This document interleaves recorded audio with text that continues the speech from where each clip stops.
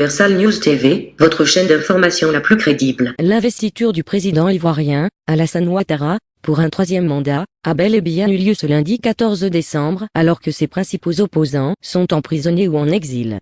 Lors de son discours d'investiture à un troisième mandat très contesté, Alassane Ouattara a invité l'opposition au dialogue et a promis la reprise des négociations sur la commission électorale en vue des consultations à venir. Mais peut-on penser que l'investiture de Ouattara à un troisième mandat très contesté est une façon de tuer la démocratie en Afrique? Comment comprendre la présence de certains chefs d'État africains à cette investiture? Suivons maintenant le décryptage de cette situation par nos analystes qui sont sur le plateau de DBS. Suivons. Et Côte d'Ivoire, investiture d'Alassane Dramane Ouattara, les chefs d'État africains ont-ils participé hier aux funérailles de la démocratie? Le président Alassane Dramane Ouattara, âgé de 78 ans, a été investi hier, lundi 14 décembre 2020, pour un troisième mandat controversé à la tête de la Côte d'Ivoire lors d'une cérémonie au palais présidentiel d'Abidjan. 13 chefs d'État africains étaient présents. Au président du Bénin, du Burkina Faso, du Congo-Brazzaville, de l'Éthiopie, du Ghana, de la Guinée-Bissau, du Libéria, du Mali, de la Mauritanie, du Niger, du Sénégal, de la Sierra Leone et justement Fonia Singbe du Togo. Parmi les invités de marque à cette cérémonie, l'ancien président français Paul-Stéphane Nicolas Sarkozy, qui avait soutenu Ouattara lors de la crise post-électorale de 2010-2011. La France était représentée par son ministre des Affaires étrangères, vous le connaissez, Jean-Yves Le Drian. Cette investiture s'est déroulée sans les principaux représentants de l'opposition ivoirienne. Alassane Dramane Ouattara a d'ailleurs invité hier, lors de son investiture, 14 décembre, lors de son discours d'investiture, l'opposition au dialogue. Il a promis une reprise des négociations sur la commission électorale en vue des législatives du premier trimestre de l'année 2021. Il a auparavant indiqué avoir demandé à son ministre Ahmed Bakayoko de reprendre les discussions sur la commission électorale indépendante avec l'opposition qui avait boycotté la présidentielle du 31 octobre dernier et contesté toujours, il faut le dire, sa légitimité. Élu en 2010 et 2015, Ouattara a été, selon certains, élu le 31 octobre pour un troisième mandat controversé dès le premier tour avec 94,27% des voix au terme d'un scrutin où il était seul face à lui-même. Il faut le dire également, scrutin qui a été marqué par des violences qui ont fait 85 morts entre août et novembre. Même si pour plusieurs observateurs, eh bien, il y a eu plusieurs morts. Messieurs, commençons déjà par regarder cette vidéo de l'arrivée dimanche soir de Paul-Stéphane Nicolas Sarkozy. Regardez, il est accueilli comme un chef d'État.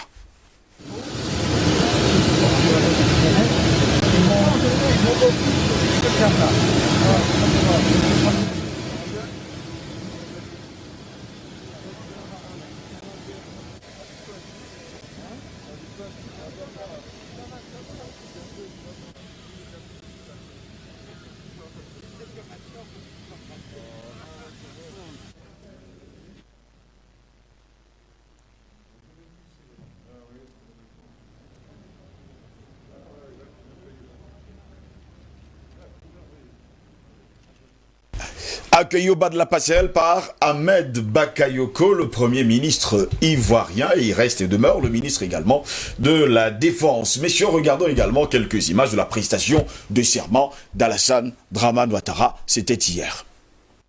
La grande chancelière de l'ordre national, Henriette Dagri, Diabaté, que vous voyez sur ces images.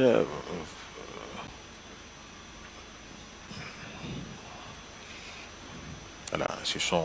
Monsieur Alassane Ouattara, président de la République, au nom du peuple de Côte d'Ivoire qui vient de vous renouveler sa confiance, nous vous reconduisons comme chef souverain et grand maître des ordres.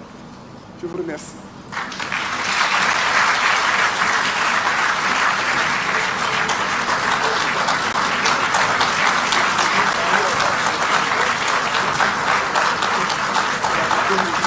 Alors assurez-vous, avec cette embrassade, je vous le disais à l'instant, tous ceux qui ont effectué le déplacement ici au palais présidentiel ont été testés avant de On va saluer ce moment avec des ovations bien nourries, mesdames et messieurs. Voilà, le port du collier par la grande chancelière de l'ordre national arrête Dagri Diabaté au président de la République Alassane Ouattara. Les attributs de chef souverain et grand maître des ordres sont ainsi remis au président de la République.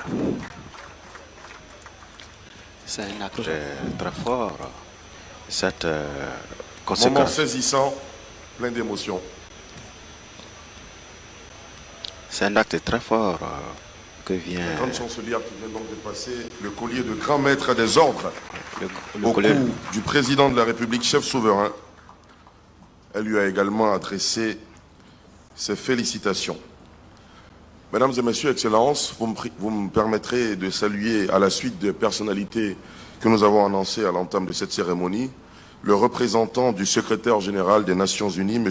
Ibn Chambas, M. le président de la Banque africaine de développement, M. Akinwumi Adejina, et le gouverneur de la BCEAO, M. Koneti Mokomeli. Je vous prie de les ovationner bien fort. Merci beaucoup. Excellences, Messieurs les présidents de République, Excellences, Mesdames et Messieurs, le moment est solennel. Il lui revient à présent de prendre la parole pour s'adresser à cette auguste assemblée. Je vous prie d'accueillir en ce grand jour mémorable Son Excellence, Monsieur Alassane Ouattara, président de la République de Côte d'Ivoire, avec des ovations bien nourries, s'il vous plaît. Voilà, et nous allons suivre l'adresse solennelle du nouveau président de la République de Côte d'Ivoire, Alassane Ouattara.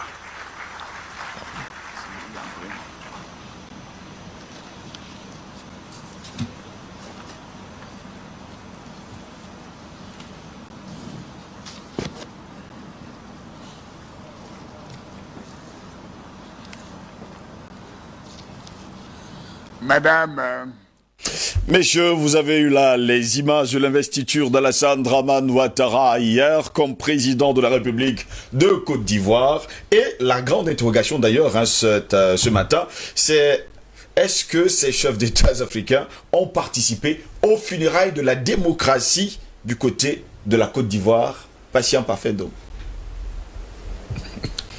Je pense que ceux de nos téléspectateurs qui ont l'habitude de nous suivre, ils ont là en direct l'expression de ce que c'est la France-Afrique.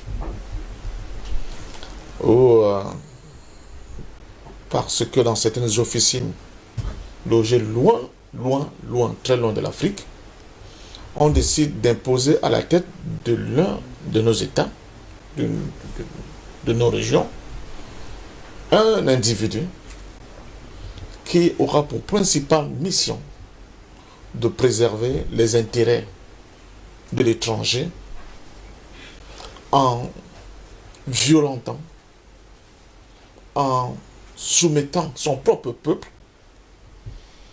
à des conditions d'iniquité plus proches de l'esclavage que d'autres choses.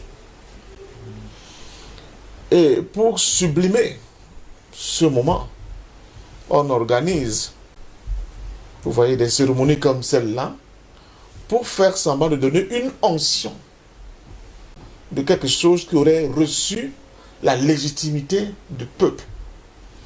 Or, au-delà des faits qu'il y a le coronavirus, parce que c'est le prétexte, vous avez bien vu que là, ce sont des invités triés sur le volet, qui sont tous des hommes liges de l'Occident, et qui ont pour mission de continuer, n'est-ce pas, de préserver, je dis bien, les intérêts de l'Occident en Afrique. Ce sont, dans le jargon, comme j'aime bien le dire, des chiens couchants de l'impérialisme qui était à l'œuvre. C'est une violence inouïe pour le peuple africain de pareille scène.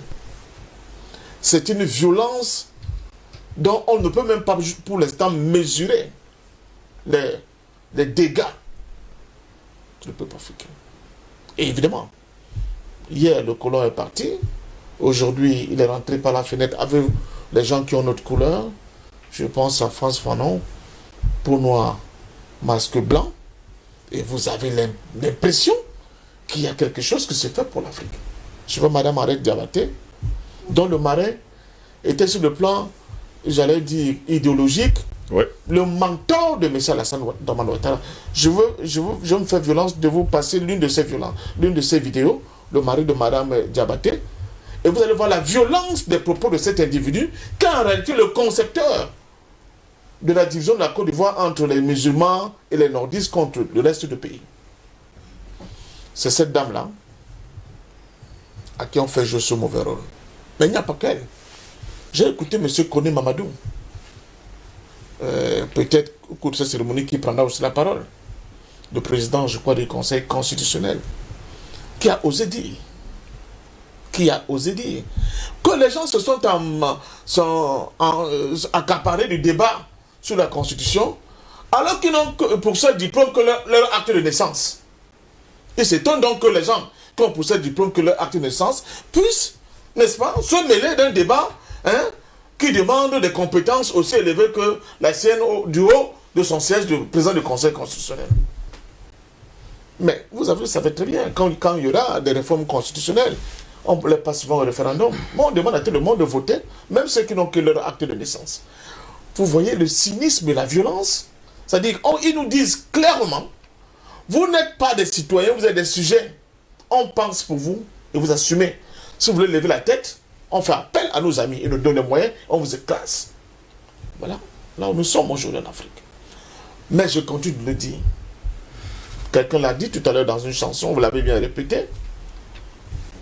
La violence ne pourra jamais venir au bout de l'intelligence. Ouattara applique avec ses amis de l'Occident l'argument de la force. Mais le peuple va lui opposer, tôt ou tard, la force de l'argument, la force de l'intelligence, la force de la paix, mais surtout la force de la volonté de ce peuple d'aller de l'avant. Monsieur Nicolas Sarkozy, qui est empêtré dans les démêlés judiciaires actuellement à Paris, pour des faits qui relèvent en réalité du brigandage. C'est un mafiosi. Vous voyez comment il est reçu en grande pompe. Par Ahmed Bakayoko, le Premier ministre ivoirien. Vous voyez, il n'y a qu'en Afrique et dans la zone France-Afrique que vous pouvez voir des hérésies de ce type-là. Monsieur Nicolas Sarkozy, dans certains milieux aujourd'hui, il est complètement le mouton noir. On ne peut plus l'accepter. Mais accueilli comme un chef d'État, tapis rouge, machin, parce que c'est lui qui a mis M. Ouattara là au pouvoir. Et je profite de l'occasion pour dire aux Africains en général, et les hommes politiques ivoiriens en particulier, que même en politique, il y a une morale.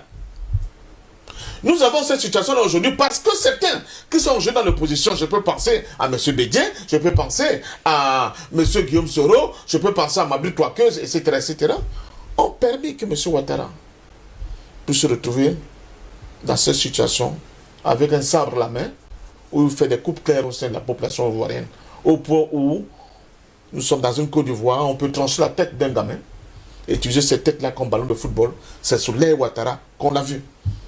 Même les djihadistes les plus forcenés ont été incapables de nous servir un tel spectacle. Donc je pense que pour les Africains qui continuent de raconter des histoires, de nous dire que oui, vous êtes violents, dit que vous ne comprenez pas comment le monde avance, que vous ne comprenez pas le jeu de la finance internationale, etc., nous avons là en face de nous une expression de la violence de la France-Afrique qui a été bien inaugurée par M. De Gaulle, avec ses valeureux capitaines qui étaient des gens comme les Foucault, n'est-ce pas, ce Cerbère-là, qui a encadré, construit cette cage dans laquelle nous sommes depuis pratiquement nos indépendances et dans laquelle on se débat. Les peuples se débattent pour briser cette cage et enfin retrouver leur liberté. Ça va être un long parcours, le chemin sera très long et, comme le dit quelqu'un, ça ne sera pas un long fleuve tranquille. Il faudra justement que la jeunesse africaine s'arme de beaucoup de courage et de l'esprit mathématique. Merci Dr Mbelek pour comprendre que si elle veut se libérer, elle sera obligée de payer le prix. Je vais me tourner vers vous, docteur Jean-Paul Mbelek. On a vu Paul Stéphane Nicolas Sarkozy arriver en grande pompe en Côte d'Ivoire. On l'a également vu en 2010-2011 lors de la crise post-électorale du côté de la Côte d'Ivoire, mettre tout en œuvre pour qu'Alassane Dramane Ouattara devienne président de la République. Il est aujourd'hui empêtré dans de sales draps du côté de Paris, mais sur le continent africain, il est célébré comme s'il était un chef d'État. Mais Nicolas Sarkozy était un ami de Ouattara d'abord. Hein, il était maire de Neuilly lorsque Ouattara s'est marié et c'était lui qui a célébré le mariage de Ouattara et de sa femme, qui est française aussi d'ailleurs, à la même origine que Sarkozy. Nicolas Sarkozy n'est pas vomi, sinon il ne s'en sortirait pas, il n'a pas encore perdu vraiment de procès. Oui. Ça veut dire qu'il est soutenu. Moi, ce que je vois là, c'est une réunion de francs-maçons. Et il y en a même qui viennent se faire trahir. Il y a des gens, même, on n'aurait peut-être pas soupçonné, Abiy Ahmed, on peut se demander s'il n'est pas franc-maçon lui aussi. C'est une réunion de franc-maçons, que ce soit le Togolais, que ce soit Sassou Nguesso. Ils se sont donné rendez-vous là, en tant que franc-maçon, et on le nomme l'ordre de... Non, il est de l'ordre, je ne sais pas quoi de l'ordre. Oui. Il a eu un titre là, de l'ordre. Parce que c'est Madame Diabaté qui est, comment on appelle ça, grand chancelier des ordres nationaux. Donc quand on passe... On vous met le cordon. C'est ça. Oui, mais l'expression... On interprète, sous-entendu, ordre de la franc-maçonnerie. Oui, c'est l'ordre de la franc-maçonnerie. Reprenez les deux premiers mots avant de dire... Oh, enfin, je l'avais, mais ça va revenir. On va revenir avec la vidéo de la Voilà, vous allez voir vous-même, les deux premiers mots sont les mots franc-maçon. Oui, ordre, on sous-entend ordre de la franc-maçonnerie. Et d'ailleurs, il est chef souverain. Donc ça veut dire que désormais, souverain, c'est roi. Oui. Il s'est comporté comme un roi. Ça aussi, voilà. Et il est chef, parce qu'en Afrique, il faut parler de chef. Mais souverain, c'est pas le pays qui est souverain. C'est que Ouattara est le roi. Souverain au sens roi. Oui. Il s'est imposé. On le reconnaît comme tel. Et désormais, il a le grand maître. Grand maître, c'est la franc-maçonnerie. Je vous l'ai bien dit. Les deux mots sont les mots de la franc-maçonnerie. Ouattara est devenu grand maître. Et de l'ordre sous-entendu, je ne sais pas quoi de la franc-maçonnerie là-bas. Il est grand maître. Il était déjà franc-maçon, maintenant il est grand maître. Et les degrés, je ne sais pas combien, ils vont nous dire. Alors, autre chose. Funérailles de la démocratie, parce qu'elle était vivante avant. Il y a des funérailles, il faut qu'elle soit d'abord. Voilà pourquoi on participe. Non, il n'y a pas de funérailles, puisqu'elle n'était pas vivante déjà. Il n'y a pas de funérailles de la démocratie. Et je vous ai dit, nous, les Africains, nous, on n'a pas besoin de la démocratie. Pas au sens où Chirac le disait, comme si on n'était pas digne, c'est-à-dire qu'on n'avait pas le niveau. Non, c'est que l'on a mieux. La démocratie, c'est quelque chose de démontré depuis les anciens Grecs, comme quelque chose dans lequel il y a toute la corruption. Ça implique de déposer le peuple de ses droits au profit de ses représentants, qui eux peuvent être corrompus. Ça, c'est connu depuis les Grecs. C'est pas un pis-aller, la démocratie. Alors, par contre, nous, on a autre chose. Nous, on ne cherche pas à obéir à un canon qui est humain. Notre modèle africain ancien. Là où on peut le lire facilement, c'est l'Égypte ancienne. Pourquoi l'Égypte ancienne? Vous voyez, regarde ce que je porte aujourd'hui. C'est Toutankhamon, le trésor du pharaon. Voilà, Toutankhamon. Voilà, je l'ai fait exprès. Notre ordre à nous, au niveau, que ce soit juridique ou moral, c'est Ma'at. Et ça, ce n'est pas humain. C'est quelque chose, on essaie de se rapprocher, c'est un idéal qui est même divin pratiquement. On essaie seulement de se rapprocher. Parce que jamais l'humain ne peut servir de canon vis-à-vis de notre humain. Il y a la divinité, c'est comme ça qu'on l'appelle, les lois divines, et on essaie de s'en approcher. Et ça demande un effort de la part des êtres humains. Et les mathématiques aident à faire cet effort-là. Puisque ce n'est pas la conviction mathématique, on sait que c'est ça le juste, qu'on y va. Et pas parce qu'on veut ou qu'on aime ou qu'on n'aime pas. Ok? Alors, donc moi je pense qu'il n'y a pas d'enterrement de la démocratie là déjà. Et Ouattara, il rira bien qu'il ira le dernier. Il peut en profiter pour l'instant. La franc-maçonnerie peut en profiter. Moi j'ai l'impression même que les difficultés de Nicolas Sarkozy, c'est même la question, viennent du fait que peut-être que lui n'est pas franc-maçon. Peut-être que Nicolas Sarkozy, il sert le système. Il sert les Rothschild, tout ça, il sert tous ces gens-là. Mais peut-être qu'il n'est pas dans les ordres francs-maçons et que ça ne plaît pas au Macron et qu'on sort, on lui crée des problèmes. Hein? Je dis peut-être, je ne suis pas sûr. Il a peut-être cette indépendance-là. En tout cas, il résiste peut-être ce côté-là. Comme ça, moi, je lirais. Parce qu'il est soutenu par le système. Vous voyez? Quand le système soutient quelqu'un, à moins de mettre le système à terre, va gagner. Mais moi, je vous pose une question. Comment, non pas aux journalistes, je soumets à la sagacité intellectuelle de mes copanélistes, c'est, est-ce qu'on peut se libérer d'un système violent en étant passif et même non violent? Hein? Je veux dire que même en Inde, on disait que Gandhi était un violent. D'abord, Gandhi, c'est un raciste. Souvent, on oublie le côté obscur. D'abord, c'est un raciste. Il a manifesté quand il était en Afrique du Sud. Déjà, un. Deuxièmement, lui-même a été assassiné. Il a subi la violence. Tout comme Martin Luther King a subi la violence, a été assassiné. Okay? Par contre, il y a eu violence après. L'Inde a été démantelée parce qu'à l'indépendance de l'Inde, le Pakistan fait partie de l'Union indienne, comme l'Inde d'aujourd'hui et comme le Bangladesh. Tout ça a été divisé. Tout. Il y a eu le feu. Donc c'est par le feu qu'il y a eu un équilibre à la fin. C'est pas la non-violence. Alors, ceux qui en douteraient, parce que apparemment, moi je serais un violent. Moi je dirais que depuis que mes enfants sont nés, à part mon fils aîné à qui j'ai donné une claque une fois, et j'ai décidé ce jour-là qu'il n'en aura plus. Ces deux sœurs n'ont jamais été frappées. Même pas une fessée. Rien. Donc, qui est le violent? Moi, je suis le violent. Leur maman même, je lui ai donné une fois une claque seulement. J'ai dit, je ne leur donnerai plus. Donc, je n'ai jamais touché à leur maman. Qui est le violent? Moi, c'est Jean-Paul Bellet qui est violent. Ok. Alors, permettez-moi alors de finir par un adage bassa. Youn, Diman Kop, Dimbonki, Kukumba. Bon, traduction. Traduction, la colère du poussin peut faire quoi à l'épervier? C'est ce qu'on veut vous faire comprendre. Messieurs, revenons à ce qui nous intéresse ce matin. André Kissé-Fanga, il y avait 13 chefs d'État africains du côté d'Abidjan hier. Et ils sont allés adouber leurs amis, leurs frères, comme le décret d'ailleurs actuellement le docteur Jean-Paul Bellet, peut-être dans la franc-maçonnerie. Et on a un seul président qui vient de l'Afrique centrale, en la personne de Denis Sassou Nguesso. N'est-ce pas là une autre occasion de nous dire, nous appartenons au même siècle, peu importe ce que les gens vont dire, nous ferons toujours notre sale boulot? Ben, c'est douloureux. C'est quasiment même... les larmes aux yeux que je prends la parole parce que même sur Sassou Nguesso que je comptais. Sassou Nguesso que vous comptiez sur Sassou Nguesso? Suivez mon regard, suivez un peu les cris de mon cœur.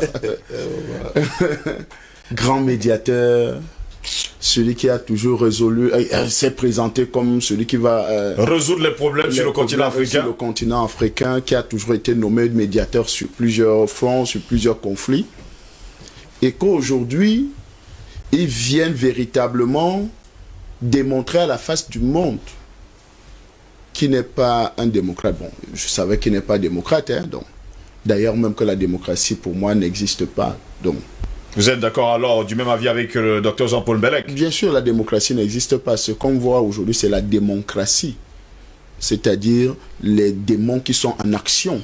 Parce que on ne peut pas venir célébrer quelque chose. Et c'est, je crois, Parfait d'homme qui le disait. On a vu en Mondiovision comment on a coupé la tête de quelqu'un. D'un jeune qui disait non au 3e mandat de Ouattara. Et on a joué du football. On a montré à la face du monde. Et voilà. Et tout ça, les chefs d'État viennent célébrer ça. Donc on vient célébrer la nouvelle forme de football politique, où on peut couper les têtes des gens et on joue au football avec. Ça, c'est une très belle image. Et je crois que les Sassou Nguesso viennent célébrer ça. Et je pense que c'est même l'aboutissement d'un rituel. Vous voyez un peu, parce que c'est incompréhensible à la limite que autant de dégâts, autant de manque d'élégance de M. Alassane Dramane Ouattara, autant de manque d'humanité, parce que c'est être inhumain pour arriver à ce niveau-là. Et dire qu'aujourd'hui, ces chefs d'État viennent accompagner ce qui est inhumain en M. Alassane Dramane Ouattara. Alors là, il faut véritablement que nous prenons des mesures. Et des mesures qui nous permettent de réfléchir, de comprendre que ben non, même ceux que nous pensons qu'ils sont des nôtres ne sont pas en réalité des nôtres. C'est-à-dire, vous avez vu un consortium de chefs d'État qui appartiennent sûrement à cette confrérie maçonnique, sont venus célébrer l'un des leurs pour dire que oui, nous avons réussi à faire ce rituel en Côte d'Ivoire. Maintenant, célébrons, buvons le champagne et continuons à narguer ces Africains. Parce que c'est quasiment incroyable de voir le nabo de Sarkozy arriver en grand pompe comme un chef d'État, accueilli avec tout le protocole nécessaire, alors que c'est un repris de justice, parce qu'il est déjà quand même entre les mains de la justice. N'a pas encore été condamné. Même s'il n'a pas déjà été condamné, il a déjà fait la cellule chez lui. On l'a déjà arrêté à plusieurs reprises. Il a été déjà examiné à plusieurs reprises. Donc c'est quelqu'un qui a les démêlés judiciaires. Dire qu'il n'est pas franc-maçon, c'est quand même étonnant parce que quelqu'un ne peut pas prendre plaisir à verser du sang comme M. Nicolas Sarkozy. Et on dit qu'il n'est pas franc-maçon. Peut-être qu'il n'est pas. Je dis bien, quelqu'un ne peut pas prendre plaisir à verser du sang et venir célébrer. Parce qu'en réalité, c'est les 10 ans. Ils viennent fêter les 10 ans du sang versé en Côte d'Ivoire. C'est ça qu'ils viennent fêter là. Parce que M. Nicolas Sarkozy ne peut pas avoir déployé tout l'arsenal militaire contre les Ivoiriens. Et les Ivoiriens l'accueillent en oh, bravo, vraiment bienvenue. Non, c'est quasiment impossible. Donc vous comprenez que il est venu tard dans la soirée, hein, vous l'avez vu. Hein. Écoutez, peu importe l'heure qu'il est venu, je pense qu'il devait avoir un accueil d'un autre genre. Mais nous pensons aujourd'hui que s'il y avait d'abord démocratie, aujourd'hui ce n'est pas l'enterrement. Non. La démocratie, elle est morte depuis longtemps. Aujourd'hui, ce que nous voyons en Côte d'Ivoire, c'est la démocratie. C'est-à-dire la mise en place d'un phénomène mondial qui est en train de se perpétuer parce qu'en réalité, M. Alassane Dramane Ouattara vient de prouver à la face du monde qu'il ne respecte pas l'être humain. Si M. Alassane Dramane Ouattara ne peut pas respecter les humains, ça veut dire que tous ceux qui l'ont accompagné dans cette investiture ne respectent pas l'être humain.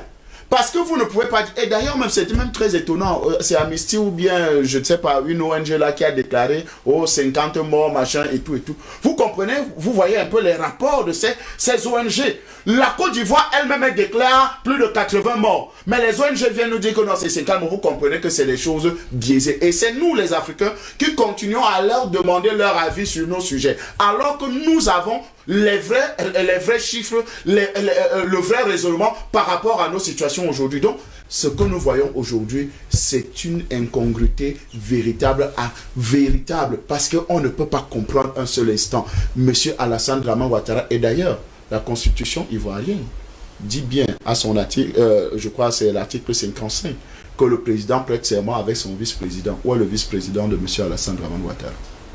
C'est la grande interrogation. Vous comprenez que ce monsieur a eu une érection et cette érection l'a amené à violer la Constitution et il a violé la Constitution et il a fait les jumeaux à la Constitution. Et aujourd'hui, nous voyons les preuves. On voit aujourd'hui, c'est les assassinats et c'est les emprisonnements. Voilà les deux jumeaux que M. Alassane Dramane Ouattara a fait en violant la Constitution. Il a les emprisonnements et les assassinats. Donc voilà ce qu'on peut retenir de M. Alassane Dramane Ouattara avec la clique des personnes qui sont venues célébrer cette démocratie-là.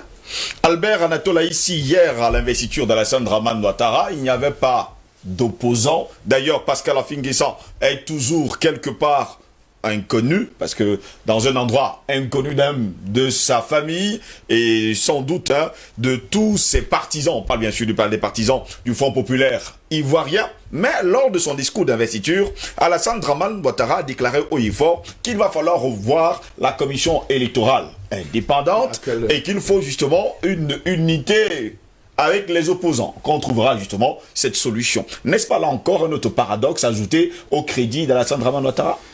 Écoutez, je vais commencer par le début, au regard, n'est-ce pas, de ce que j'ai lu sur l'actualité ivoirienne relative à cette cérémonie d'investiture. Oui.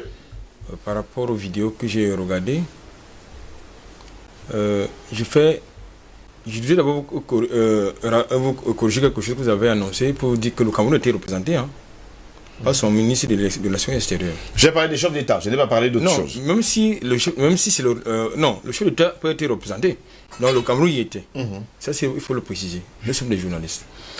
Ceci étant dit, lorsque je constate cela, lorsque j'ai dit cela autant pour moi, je constate qu'hier, si ce n'était pas une cérémonie d'allégeance en territoire outre-mer français, c'était une cérémonie, n'est-ce pas, de célébration de noces de vermeil du couple Ouattara.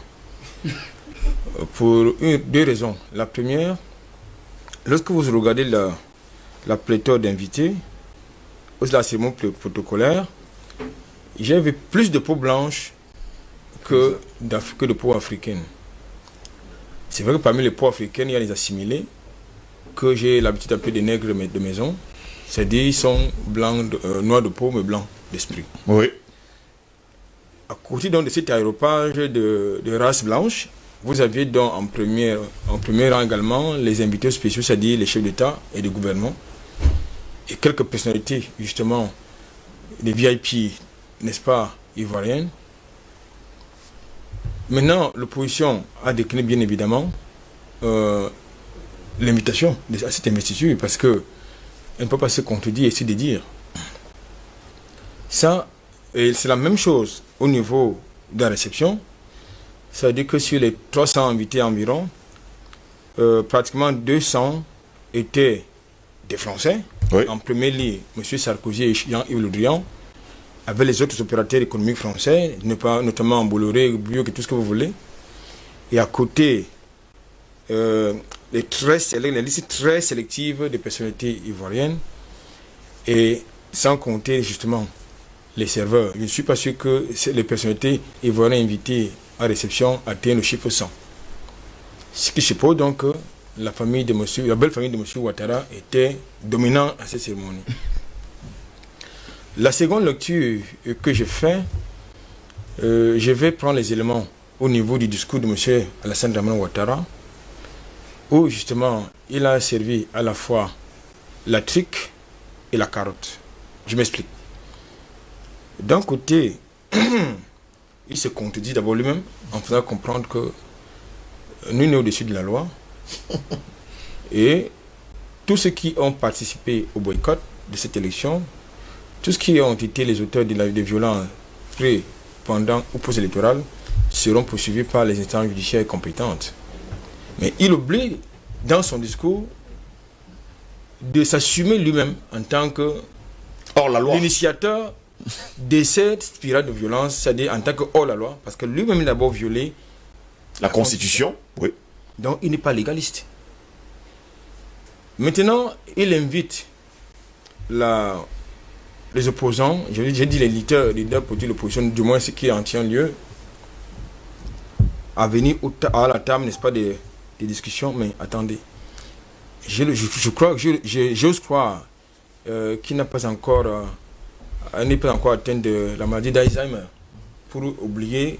C'est un fait historique que je voudrais rapidement convoquer, à savoir que dans ces rencontres, du moins dans ces approches avec le président du Conseil national de transition, qui est le chef de file de l'opposition actuel, M. Henri Konan Bédié, il y a un élément qui était la condition sine qua non de la poursuite du dialogue, c'était la libération des prisonniers politiques, des membres de la société civile qui sont des prisonniers politiques désormais.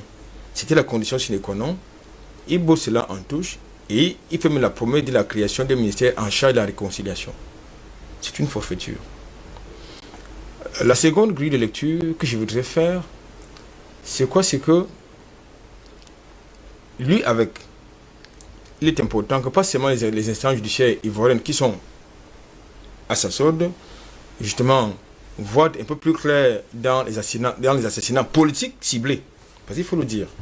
Vous l'avez souligné tantôt que ils ont fait abstraction des six assassinats commandités par son régime contre certains membres de l'opposition ou bien sympathisants des partis politiques de l'opposition. Tout à l'heure, vous avez évoqué l'image macabre d'une tête humaine transformée en pelote par ses bourreaux. Personne n'a fait évocation de ça. La France, la démocratie, le démocratiseur universel, la France des libertés et des droits de l'homme, à travers M. Macron, a félicité M. Alassane Dramane Ouattara et lui a transmis même ses amitiés par rapport à cette forfaiture. Je parle de la mascarade électorale.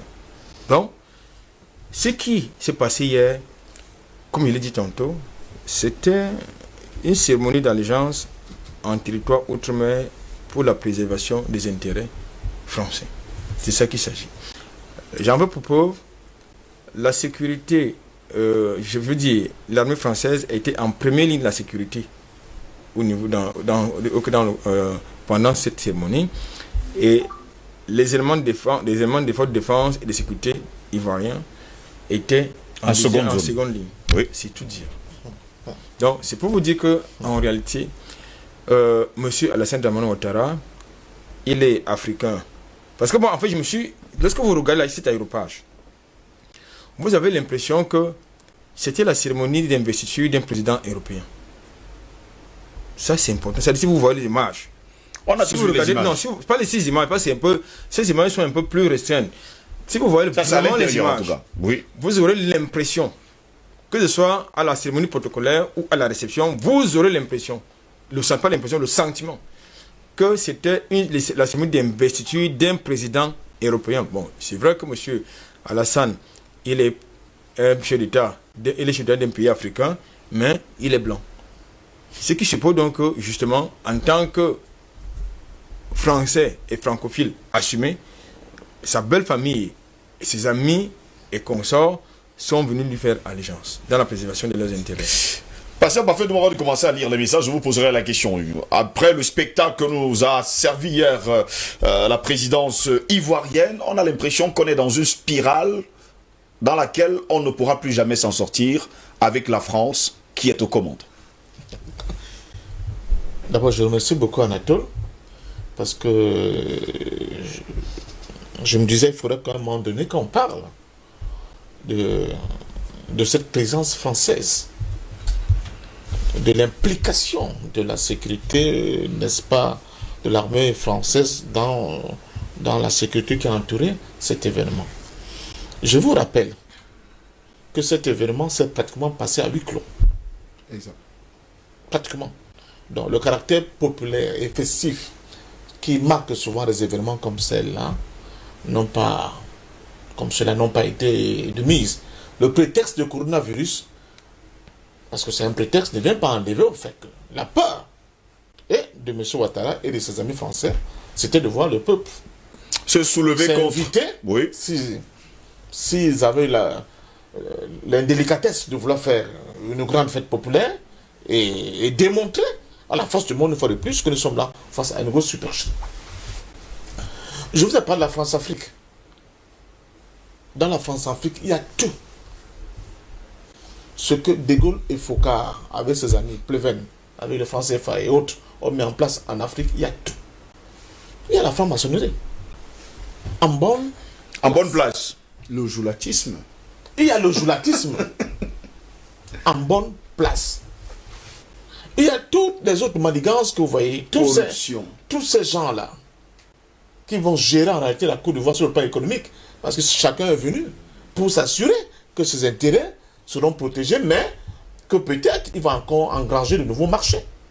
C'est pour ça que tous ces obligés, vous les avez vus à cette affaire-là.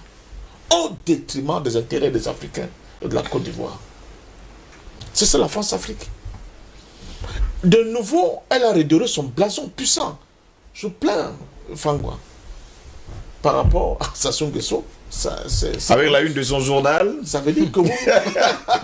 il célébrait encore il y a quelques... Oui, je pense que le temps de déchirer encore ce journal, mon télévision, il ne sait pas qui est Sassou Nguesso. Mais je vous rappelle qu'en 2010-2011, au cœur de la crise, monsieur, comment il s'appelle, Guillaume Soro, se rend à Brazza. Il rencontre Denis Sassou Nguesso. Denis Sassou Nguesso, au sortir là, se fend d'un commentaire. Laurent Gbagbo a été battu, il faut qu'il dégage. Il fait honte à l'Afrique. Il n'a pas varié. Mais le trouver là aujourd'hui ne devait étonner personne. Oui. Qui étudie de fond en comble la question ivoirienne, au moins depuis 2010. Il n'a pas varié. Vous attendez à quoi? Soro l'appelait mon père. L'appelle mon père. Peut-être que le père allait négocier, n'est-ce pas, le rabbi Bouchard, n'est-ce pas, des relations entre son fils et le nouveau souverain. Parce que Ouattara est devenu grand maître. Il y a quelque chose qui vous a échappé. C'est Ado Alassane Dramane Ouattara. Mais là, on dit monsieur Alassane Ouattara. On enlève Ado. Vous savez pourquoi? Mais c'est Ouattara lui-même qui a exigé qu'on ne mette plus Dramane dans son nom. Mais il a fait campagne en 2010 avec Ado Solution. Ado qui veut dire Alassane Dramane Ouattara.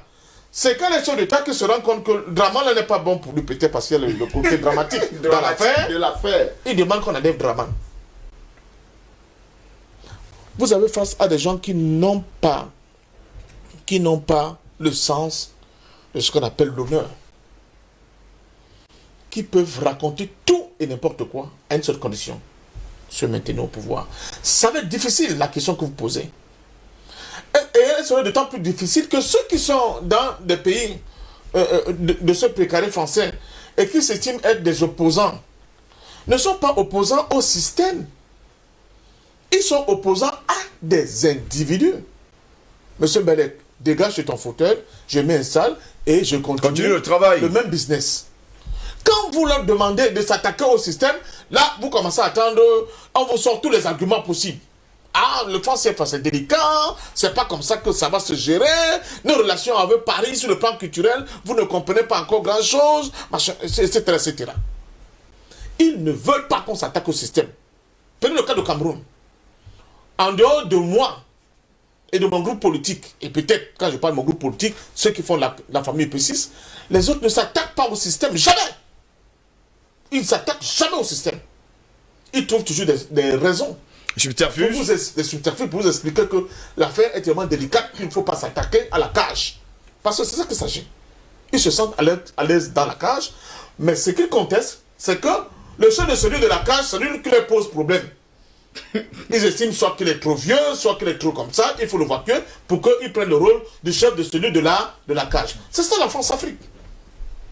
Et je vous assure, si notre jeunesse continue de se garer, parce que je crois que la jeunesse africaine se gare beaucoup, si elle continue de se garer en ne pas prenant ses responsabilités, en ne pas prenant pour valeur les gens comme la Mika Cabral, les Thomas Sankara, les Wezen Koulibaly, les Patrice Lumumba, Ruben Oumyobé, Félix Moumié, Barthélemy Boganda, et continue de prendre pour référence des individus comme Nicolas Sarkozy, qui est un criminel de guerre, c'est assuré. Assumé, autant pour moi. Alors là, on n'aura nulle part. On n'aura nulle part. Des gens nous insultent. Ah, vous êtes pauvres. Vous voulez faire la politique alors qu'on n'avait aucun compte en banque. Ils vénèrent leur bourreau. Le jeune Africain vénère son bourreau. C'est incroyable. Donc, moi, je pense sincèrement qu'il faut qu'on continue ce travail d'éducation. J'ai dit que l'Afrique, surtout l'Afrique francophone, pour moi, est comme un monstre qui est dans un sommeil comateux. Il faut leur injecter des tonnes et des tonnes de, comment on appelle ça, pour l'adrénaline. Oui, pour que se réveille. Il faut qu'on le mette en plein dans le corps là, pour essayer de secouer ce monstre, afin d'espérer qu'il va commencer d'abord à voir le monde tel qu'il est, et non comme tel qu'on le lui fait croire, et qu'il se mette à marcher. Sinon, nous serons encore en plein dans des situations incroyables. Il a dit quelque chose qui est passé, le viol de la Constitution. Mais Ouattara continue de violer la Constitution parce que l'article de la Constitution est clair. Il doit prêter serment avec son vice-président. Maintenant, le vice-président n'est pas là, il n'a pas prêté serment. Voilà le premier grand. C'est nul. C'est-à-dire que cette investiture est normalement nulle et de nul effet.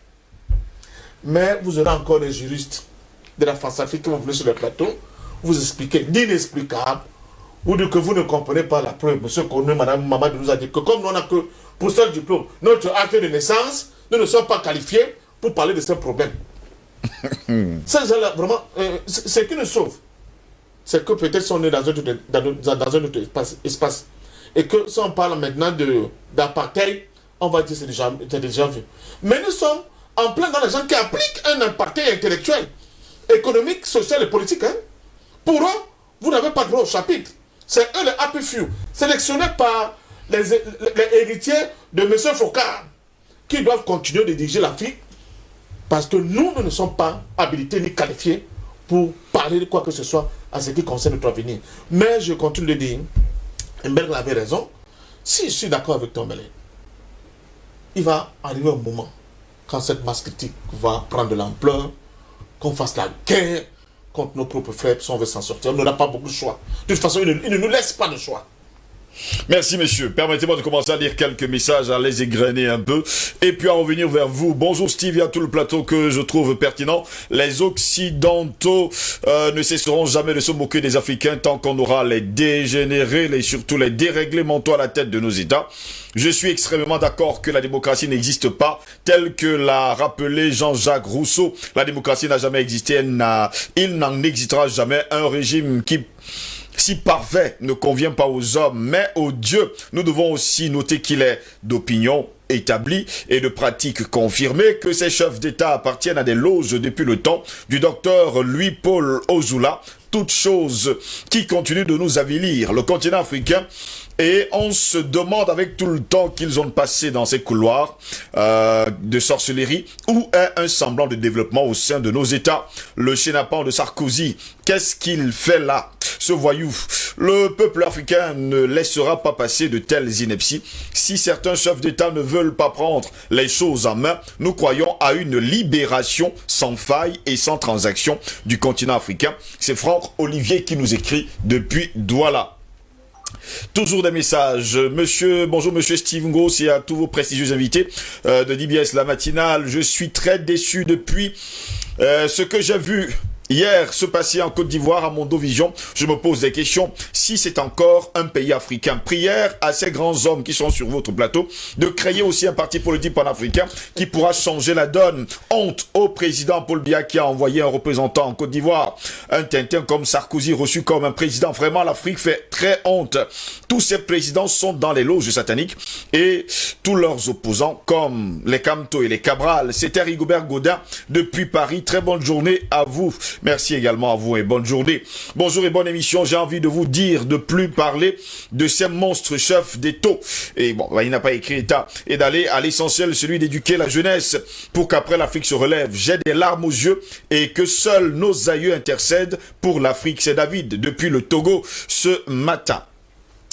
We Africans have refused to change. If we have a system where a president has just two mandates, such thing will never happen. We love power a lot. Hansen from Douala. Merci également à vous, hein, Hansen depuis Douala. Bonjour DBS Matin, il y a tous sur le plateau. Le thème du jour et les vidéos montrent à suffisance que les Africains, pour la plupart, ne s'aiment pas. Et c'est ça qui fait la force de l'Occident. Il est incompréhensible, voire même stupide, de mettre la propreté à l'extérieur de sa maison sans commencer par l'intérieur.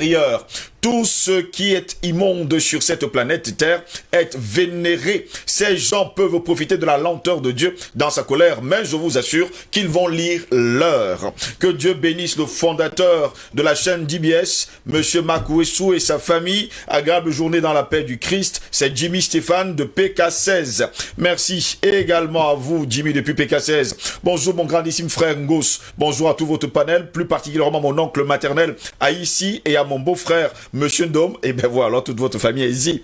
En ce qui concerne la prestation de serment du lugubre Ouattara, j'ai été très écœuré hier, surtout de la présence du nain de Sarkozy, Nicolas Paul Stéphane Nagui de Boxa. Je m'y attendais aussi à celle de Fatou Bensouda. Heureusement, elle nous a fait grâce. Retenez une chose, c'était juste une rencontre des grands maîtres de la franc-maçonnerie sous la pulsion du nouvel ordre mondial. Mais malheureusement, pour mes frères ivoiriens, il n'y a que le vrai Dieu de nos ancêtres pour sortir le peuple ivoirien du joug de la domination du nouvel ordre mondial. Mes frères ivoiriens, Yako, Anta Diop Mevoa, depuis le quartier Oyomoban, à Yaoundé. Merci également à vous ce matin. Toujours des messages qui tombent. Bonjour la matinale d'Afrique. L'Afrique n'a pas à vivre une mise en scène initiée par la France à Mondovision. Non, de toute façon, nous ne sommes plus dupes, tout en sachant que chaque chose a une fin, peu importe le temps. C'est Berthold Edzoa à Yaoundé qui nous écrit d'ailleurs ce matin. Monsieur Steve, bonjour au panel. S'il vous plaît, suivez nos vidéos et partagez au max. Hier, c'est l'armée française qui a fait la revue. Regardez les images. Nous sommes d'accord avec Monsieur Parfait. Le peuple va réagir. L'élection présidentielle aux États-Unis déterminera la suite. Le monde attend l'apocalypse. Retenez les dates 14, 18, 20. Hier, le 14, nous avons vu une grande éclipse solaire. Le professeur peut nous en dire un peu plus. Ils nous ont envoyé d'ailleurs les images. Notez bien, l'ambassadeur des États-Unis n'était pas à la cérémonie. Tous ces narcotrafiquants seront mis hors d'état de nuire. La France joue son va-tout. C'est ce qu'il nous fait savoir ce matin. Il nous a envoyé des images, j'espère les regarder et on saura justement comment les utiliser. Ne vous inquiétez pas. Bonjour DBS Matin, bonjour le panel, un bonjour particulier à toi Steve, parfait ici au docteur et à mon ami du plateau. Votre plateau est fortement constitué, mais il vous manque un invité pour représenter toute l'Afrique panafricaniste. Il s'agit du président Banakani. Ça c'est vous qui le dites. Hein. Par rapport au thème de ce matin, je vous équipe parce que je suis un fidèle téléspectateur par auditeur. Je suis très ambigu car je ne peux pas écrire tout ce que j'ai dans le cœur s'agissant du thème choisi ce matin. Lorsqu'on voit ces images, ça fait pleurer. Qui en est le premier responsable. Ce sont les chefs d'États africains et chefs de gouvernement qui se sont rendus là-bas. D'accord. Ceci démontre à suffisance que le combat panafricain commencera d'abord par le débarquement de tous ces serviteurs occidentaux appelés chefs d'État. Il n'y avait que les blancs là-bas à passer un parfum d'homme. Bonjour Monsieur Ngos et tous les panélistes. Ces images ne doivent surprendre personne. À mon avis, voilà la démocratie qu'on nous apprend dans les écoles. Ouattara qui viole la constitution. Ahmed Bakayoko, grand dealer de drogue. Nicolas Sarkozy, assassin de président. Tous se retrouvent et font la fête alors que Afin Guessan reste introuvable. S'il est même encore vivant et Laurent Gbagbo est écarté de toute la vie politique ivoirienne, n'est-il pas l'heure de repenser la démocratie selon nos paradigmes à nous? Et pourquoi pas faire même une croix sur ce système politique qui fait tant de mal à notre continent? Bonne journée à tous, c'est Moto qui nous écrit depuis la Suisse. Par ailleurs, restons vigilants au Cameroun, car du côté de l'Est, un mouvement de rébellion du nom de MLC veut nous déstabiliser. Gardons les yeux ouverts, l'Afrique est attaquée de partout, mais ils vont échouer. C'est toujours Moto depuis la Suisse ce matin. Bonjour DBS Matin et merci pour ce sujet qui nous interpelle tous. La supercherie d'Ado fait montre du « je reste président à tout prix et à tous les prix ». Qu'il y ait mort de mes compatriotes ou pas, je demeure président. Ma colère est tournée vers ces présidents africains qui supportent les inepties d'une personne vomi par son peuple. Et cela confirme encore qu'ils sont juste les sous-préfets de l'ancienne colonie. Lorsque Laurent Gbagbo avait gagné les élections en Côte d'Ivoire, nous n'avons pas vu ce déploiement et le soutien de ces 10 présidents. Mais lorsqu'il faut accompagner un usurpateur, un employé français en Afrique, ils sont là en grande pompe. Mais nous, la jeunesse africaine, un jour auront raison sur ces dirigeants qui font honte à l'Afrique. On finira par chasser ce colon. Très bonne journée à vous dans la paix du Seigneur. C'est Christ qui nous écrit depuis la cité des Palmiers. Bonjour Steve, Monsieur Alassane ne va jamais apporter la réconciliation en Côte d'Ivoire car le diable demeure. Le diable et le démon ne deviendra jamais un ange de Dieu. La Côte d'Ivoire est mal partie pour au moins 20 ans encore. C'est Thierry qui nous écrit depuis Niala ce matin. Bonjour Steve, on ne peut pas parler des funérailles de la démocratie car celle-ci n'a toujours été qu'un leurre. L'Afrique n'aura de salut que grâce à la réappropriation de ses propres valeurs et cela passe forcément par le travail de conscientisation des masses que vous faites si bien. Mais il faudra surtout s'armer de patience car c'est un travail de longue haleine. Chez nous, le modèle politique, c'est le consensus. C'est Ngenge qui nous a écrit ce matin. Toujours des messages qui tombent. Bonjour l'Afrique, l'investiture de la honte, l'investiture de l'assassinat, l'investiture de la désolation. Quelle image, quelle ingratitude ce monsieur. Donc la République a tout donné. C'est comme ça qu'il remercie les Ivoiriens. Je doute fort que ce Ouattara est africain. Comment un supposé père peut vendre ses propres enfants? Quelle imbécilité, président de la honte, qu'il continue ce Ouattara, le fils de la France, le traître de l'Afrique, qu'il tient bon. Le jour est arrivé, nous Africains engagés panafricains, fiers de l'être humaniste, on ne peut plus accepter ces imbécilités. Qu'ils sachent que la roue tourne. Merci et bonne journée à tous. C'est Ndonfa qui nous écrit depuis Douala, ici, la capitale économique du Cameroun. Bonjour DBS, bonjour le panel. Pour mieux comprendre cette mise en scène, commencez par l'arrivée du bataillon des roublards, des mafieux, des criminels, des voyous sans foi ni loi. Ces Français qui réussissent à faire chemin avec les Africains du même clan. L'Afrique n'accepte pas et n'acceptera jamais la mise au grand jour. Une telle violence. Ouvrons les yeux, restons debout avec l'Afrique. Merci pour l'histoire. Eh bien, l'histoire nous dira également. C'est André-Marie du Gabon. Ouattara est un éternel menteur. Il y a encore de nombreux messages. Je vais parler de tous. Je vais prendre une deuxième vague tout à l'heure. Je vais me tourner vers vous, André Christelle Fanga. Pendant ce temps, on l'a vu d'ailleurs sur les images. Tout le monde a regardé avec beaucoup d'attention d'ailleurs l'investiture d'Alassane Dramane Ouattara hier lundi. On l'a dit d'ailleurs, Albert Anatola ici a remarqué que la première garde était tout simplement blanche. Et en seconde ligne, on avait l'armée ivoirienne. Et pendant ce temps, eh bien, c'était carrément une cérémonie restreinte. Ben, je crois que Alassane Dramane Ouattara est dans sa bulle. Il a tellement peur, et peur du peuple qu'il est élu à 94%. Ça, c'est incroyable. Vous voyez, quelqu'un qui a été élu à 94% a peur de ce même peuple. C'est lui qui disait un coup KO. Mais maintenant, c'est lui qui a peur d'un coup KO. Parce que quand vous regardez cette investiture aujourd'hui, c'est le summum de la peur. Parce que il était incapable d'inviter les vrais Ivoiriens. Oui. Deuxièmement, il a invité, comme Albert l'a dit tout à l'heure, toute sa belle famille. En réalité, c'était tout sauf une investiture. Parce que vous ne pouvez pas un seul instant, dans ce genre de cérémonie, où on célèbre le vote, c'est-à-dire la voix du peuple, et vous demandez à ce peuple-là de ne pas être présent. Parce que quand vous regardez, la plupart de tous ceux qui étaient là n'étaient pas véritablement des gens sur qui le peuple compte. Quand vous avez Ahmed Bakayoko que le peuple a vomi, vous avez, ils sont nombreux là, tous ces gars-là, que tout le peuple n'en veut plus. Vous pensez que c'est une investiture? Non. Je pense que c'est l'imposture qui continue. Monsieur Ouattara est un imposteur, menteur, tout ça, violeur, voleur, tout ce que vous pouvez dire. Et je pense que le summum a été atteint. Parce qu'en faisant venir toute la France et tout le réseau maçonnique africain, parce que quand vous regardez, le Maroc était bien représenté, le Congo était bien représenté, qui sont des territoires, le Libéria, qui était très bien représenté par Georges Weah. Vous comprenez un peu qui est franc-maçon depuis le tonnerre ici, tonnerre Kalara Club ici à Yaoundé. Vous comprenez un peu. Donc, c'est une célébration, c'est une compilation. Bon, pour les autres, on s'en doutait, mais je pense qu'aujourd'hui, c'est la preuve que c'est une compilation, c'est une cérémonie, c'est un rituel de célébration du sang versé, et qu'on célèbre les 10 ans d'avoir versé le sang, parce qu'en réalité, moi je pense toujours que c'est la fin de M. Alassane Dramane Ouattara. Je le pense et je suis convaincu que c'est sa fin. Vous comprenez un peu, tout ce qui va, c'est le dernier soubresaut là, ça va s'arrêter, parce que peu importe la durée de la nuit, le soleil finit, la matinée finit toujours par arriver. Le soleil finit toujours par se lever.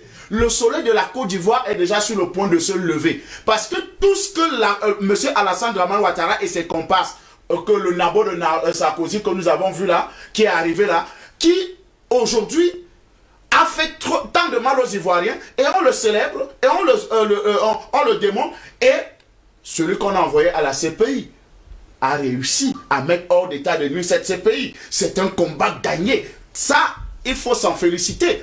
Pour dire aux Africains que non, oui, le combat est certes acharné, dur, mais nous pouvons y arriver. Si le président Laurent Koudou-Gbagbo seul a renversé cette institution soi-disant internationale qu'on appelle la CPI, en démontrant à la face du monde que maintenant, tout ce que vous m'accusez là, je ne suis pas. Même les propres témoins de la partie adverse ont démissionné. De l'accusation, oui. Ont démissionné. Donc vous comprenez que c'est un combat que nous allons remporter, et que ce même Nicolas Sarkozy qui a amené avec la complicité de Ouattara les Ivoiriens à la CPI et qui continue à mettre les Ivoiriens en prison, c'est quand même étonnant de l'accueillir en grand fanfare en Côte d'Ivoire. Nous pensons aujourd'hui que ça va arriver. Le soleil va finir par apparaître. Peu importe ce que nous traversons comme difficulté maintenant, ce qui est sûr, il y a de l'espoir. Et c'est pour ça que nous sommes sur les plateaux pour leur dire, mais non, ne vous découragez pas. Si M. Ado a peur de son propre peuple, qu'il a élu à 94%, et d'ailleurs les 94% là, c'est seulement 10% de taux de participation, donc ce n'est que normal. Ça c'est exagéré, 10%, donc 8% véritablement. Donc si vous avez 94% de 8%, ça veut dire qu'en réalité, vous n'avez jamais été élu président de... Quand on sait également, messieurs, qu'on a vu des gens remplir les bulletins de vote, hein, parce qu'il y a eu des morts qui n'ont pas... C'est visible, donc c'est tout sauf... On a eu des images d'ailleurs sur ce plateau, on leur a... C'est tout sauf une élection. J'ai dit bien, M. Alassane Dramane Ouattara a eu une érection. Vous comprenez un peu, une érection. Et cette érection l'a amené à violer la Constitution. Parce que vous savez, quand vous avez une érection débile, comme celle de Ouattara, vous comprenez un peu, vous êtes prêt à tout faire. Donc, il a eu cette érection. Il a violé la Constitution et finalement il a enceinté la Constitution. La Constitution a accouché de 2 jumeaux. Vous comprenez un peu? Le premier jumeau, c'est les assassinats et le deuxième jumeau, c'est les emprisonnements. Donc voilà le résultat de l'érection de M. Alassane Dramane Ouattara en Côte d'Ivoire. Mais chaque chose a un temps et je pense que le temps de la Côte d'Ivoire est arrivé parce que ça c'est la clôture, la fin de l'imposture que nous avons vue.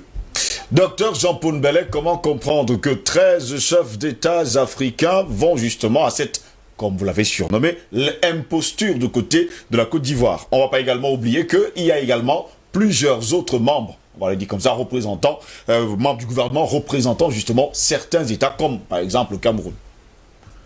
Bon, d'abord, juste, il y a un téléspectateur qui a envoyé un message. Oui. Le docteur Jean-Paul Belleg va peut-être dire quelque chose à propos de l'éclipse partielle. Oui, oui. Qui était visible en Amérique du Sud et puis en Afrique du Sud même. Je suis astrophysicien. Je ne suis pas astrologue. Donc déjà, je tiens à faire la différence entre astronomie, oui, astrophysique et astrologie. Oui. L'astronomie entre dans l'astrophysique. C'est juste la partie observation. Et souvent même, les amateurs sont des astronomes, ça suffit.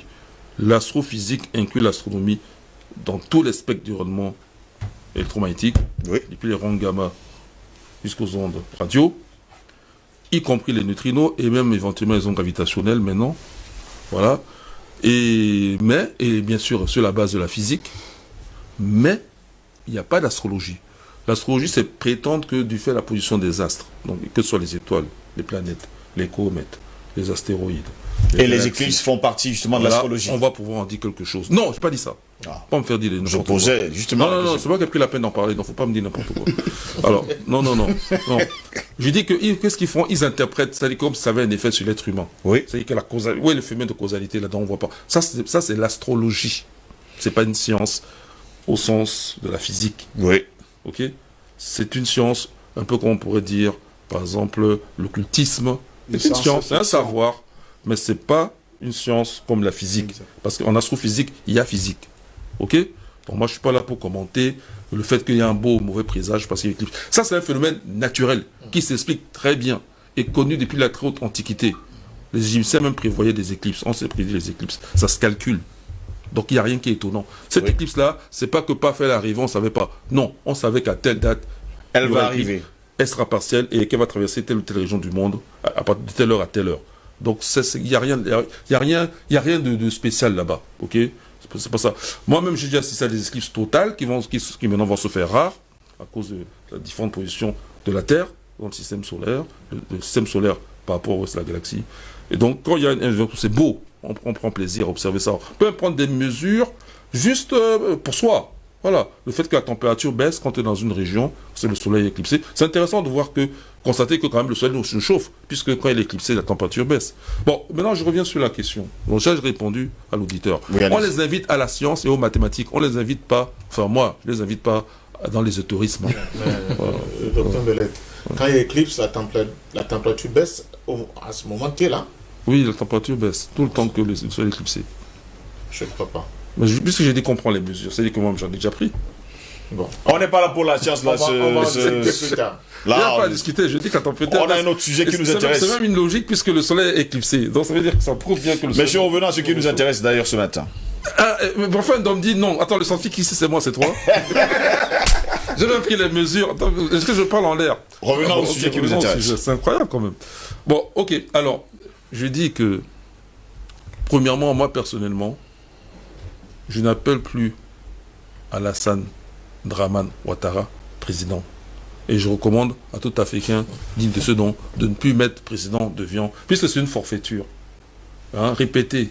Donc c'est plus la peine d'appeler ce monsieur président parce qu'il a pris le pouvoir par la force. Puisque de toute façon, il n'est pas là pour durer. Nous savons qu'il n'est pas là pour durer.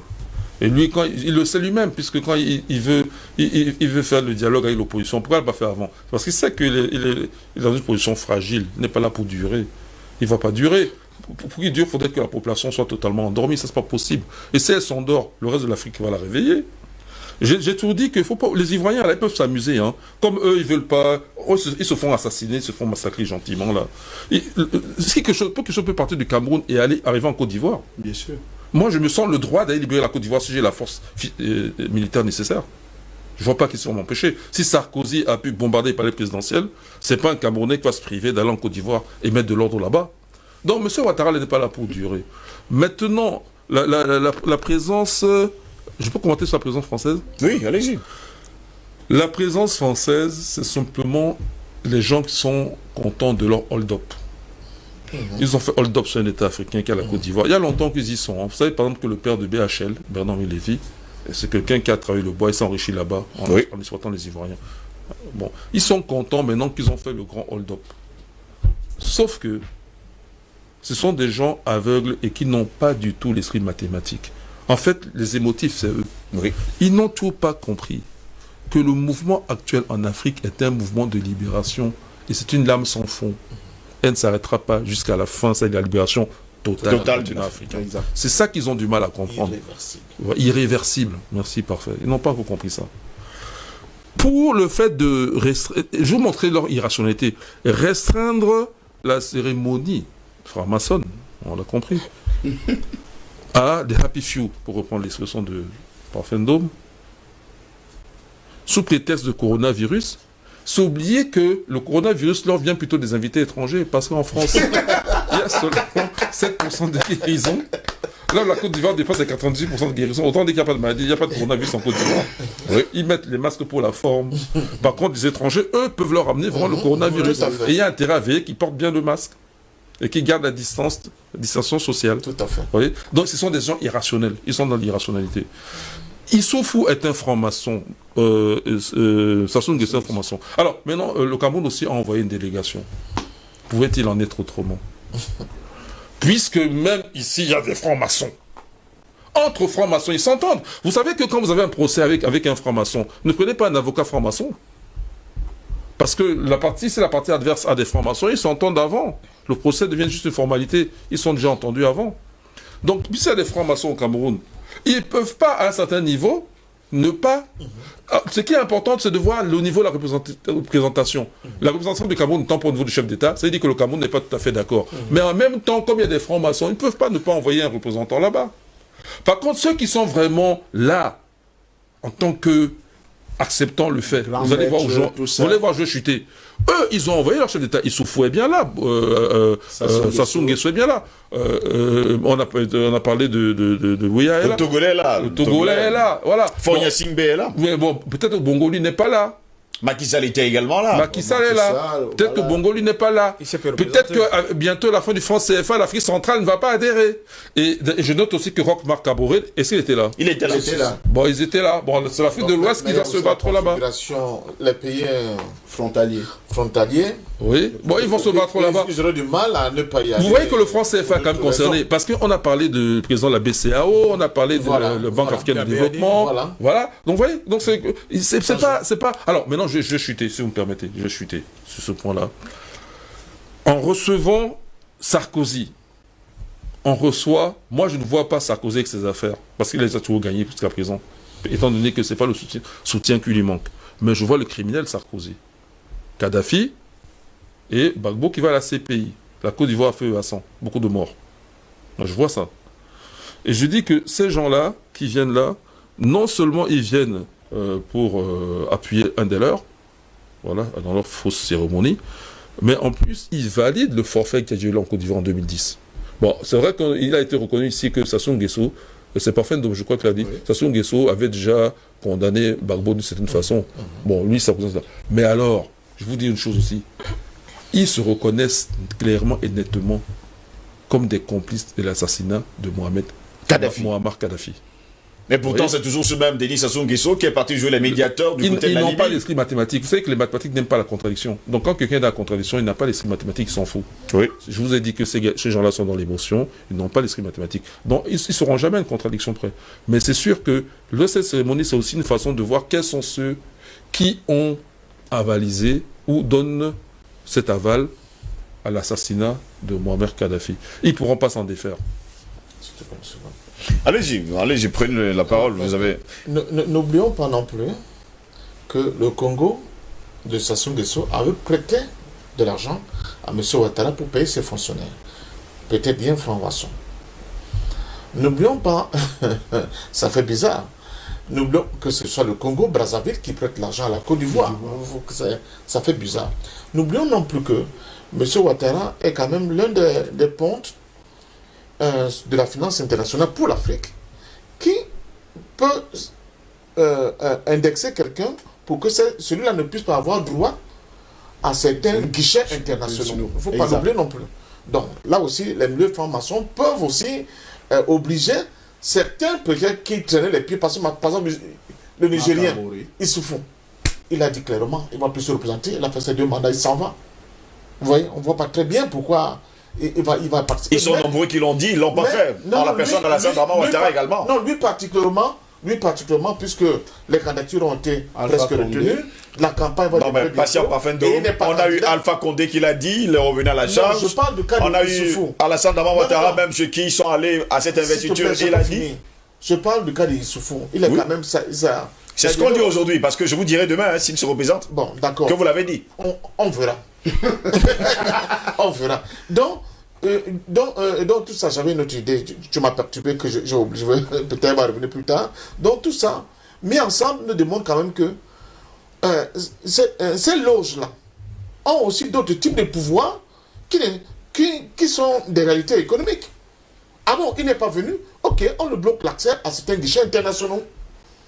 Nous, on oblige tout le monde à y aller. On a donné l'ordre que tout le monde doit s'y rendre. Ceux qui ne vont pas s'y rendre, ils seront punis en bonne et due forme. Et je crois que dans le cas du Cameroun, on peut dire que c'était une représentation au rabais. Parce que c'était un ministre qui s'est amené d'habitude, ce n'est pas dans les habitudes du Cameroun. Donc, le Premier ministre, ou bien le président de l'Assemblée, ou bien le Conseil économique et social, quelque chose comme ça. Mais là, un ministre, ça veut dire quand même, on peut épiloguer, on peut expliquer, mais ça a une signification.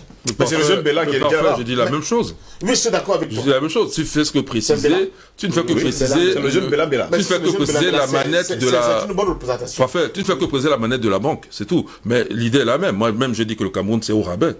C'est au rabais. C'est-à-dire que le Cameroun n'est pas d'accord avec ça. Non, moi je pensais que c'était le ministre de l'Agriculture, mais si c'est les jeunes Béla, relations extérieures, c'est le jeune Béla qui est là-bas. Ça fait rien. C'est toujours à un niveau bas. Donc, Ngos m'a perturbé. J'avais un autre élément important que je vais mettre un élément dans cette affaire, parce que quand vous regardez la situation de Côte d'Ivoire aujourd'hui, je pense qu'on est venu célébrer le crime. Célébrer, mettre la bénédiction sur ce qui a été fait depuis longtemps. Parce qu'aujourd'hui, je pense, et je suis convaincu de cela, que c'est la fin de M. Alassane Draman Ouattara. C'est sa fin. C'était la clôture, le sommet. Donc, aujourd'hui, nous pensons aujourd'hui que si on peut faire venir M. Neko, parce que regardez l'image, le profil le plus dangereux, ce qui présente la face hideuse de cette cérémonie, c'est la présence de M. Nicolas Sarkozy.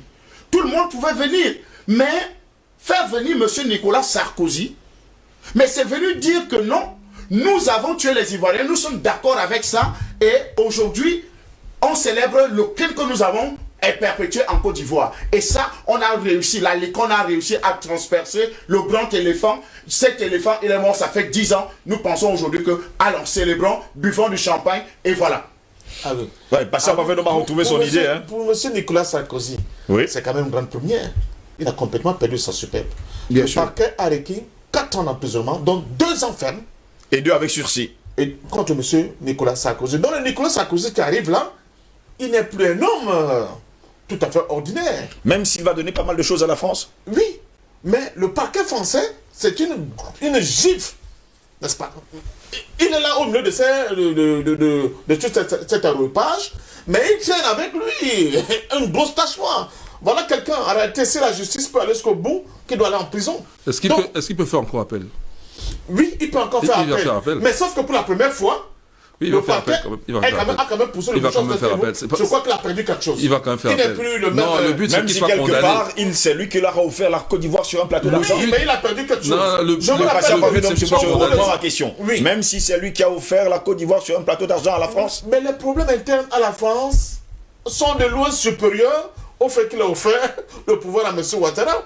Je me rappelle qu'au cours de ce procès, il a voulu se prévaloir de son titre d'ambassadeur de la Côte d'Ivoire auprès du Qatar. Attention, le juge lui a dit non, monsieur, ici, et ce n'est pas fini, hein. C'est une première partie de l'affaire. D'autres parties vont suivre. Donc, ce Sarkozy-là, ce n'est plus le tant qu'il n'est pas condamné. Hein. Oui, mais c'est déjà ça. Tant qu'il n'est pas encore condamné. Mais c'est déjà un problème pour lui. Non, attends, la terminons rapidement. Personne ne peut s'imaginer que le parquet puisse faire nous, on veut les faits. On veut la réalité. Mais si on termine rapidement, il doit être condamné. Voilà. Albert Anatola, ici, moi, je reviens sur ma question.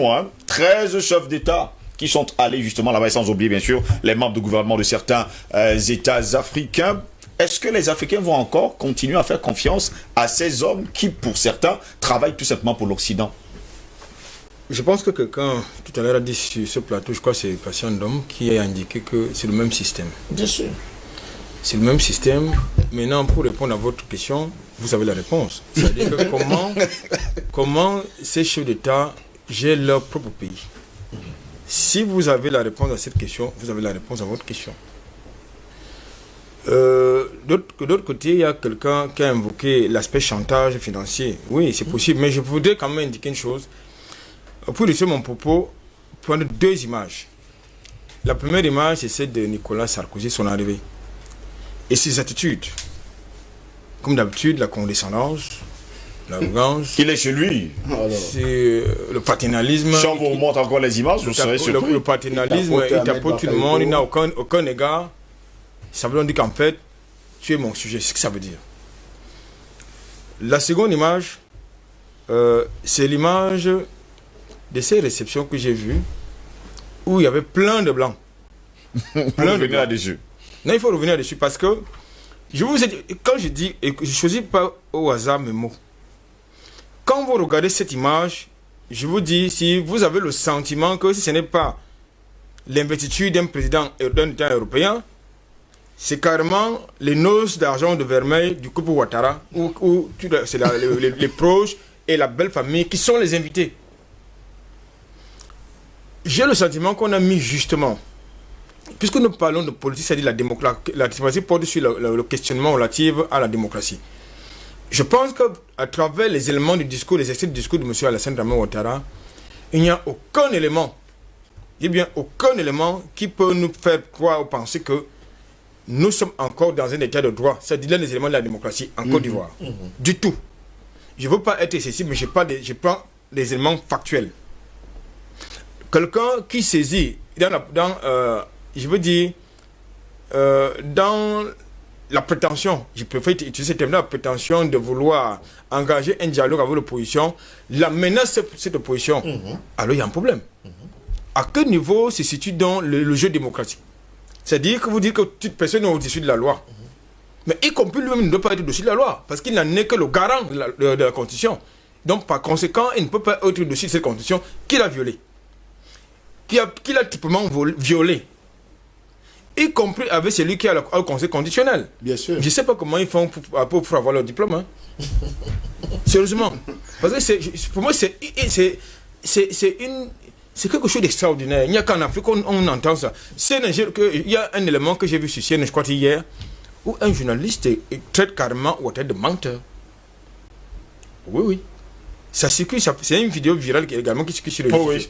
Donc, c'est pour vous faire comprendre que ce que nous disons sur ce plateau, bien comme par le passé, relativement à l'actualité ivoirienne, nous ne sommes pas excessifs. Nous ne présentons que de manière rigoureuse les éléments, les faits.